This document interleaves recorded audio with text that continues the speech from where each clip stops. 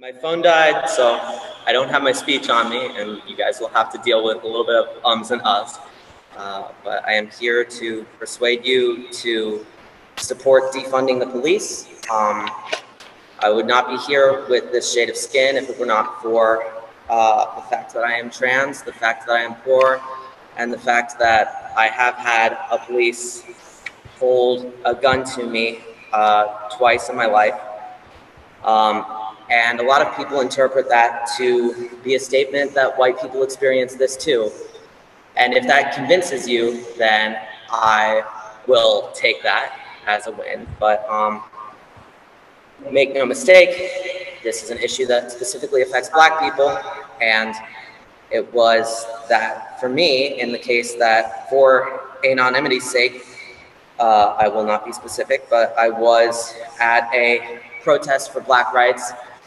And I was at the second time, I was defending Black and Indigenous people who had been attacked specifically for crimes that they did not commit.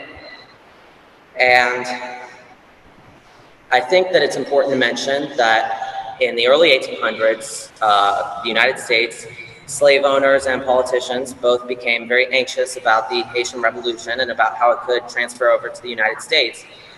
And so they started putting in certain measures to prevent that. We became more obsessed with maintaining slavery than making it as efficient as possible. For example, Paul Cuffey, someone who is from Rhode Island, a Black and Indigenous man, a Wampanoag and a Sierra Leonean man, was sent to the nation that is now known as Liberia, but was once known as Sierra Leone, to colonize the area for the purposes of putting ex-slaves and mixed Black people into an area that was contained enough for U.S. white supremacists to not feel threatened by them and threatened by the presence of free abolitionists in the United States. Another example is how the police were created in the same range of time, the early 1800s, and they were created specifically to prevent and quash slave revolts and rebellions, and to capture slaves who had run away and either send them back to the plantation they came from, or resell them, or kill them. And then in 1865, we declared that slavery was legal unless, okay. Should I just cut it off there? Thank you.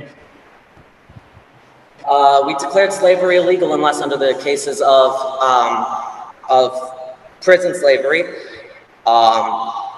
And we, as a nation, began to think that slavery was over. But as we can see nowadays, it is not. And I think back to the times that I was held at gunpoint, and I think that it was very similar to the reasons that the police were created in the first place.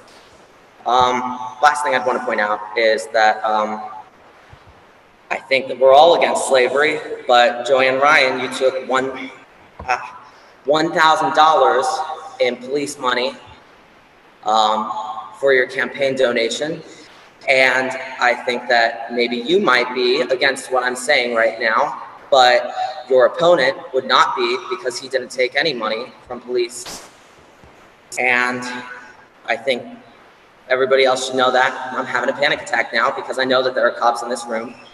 So I'm going to leave.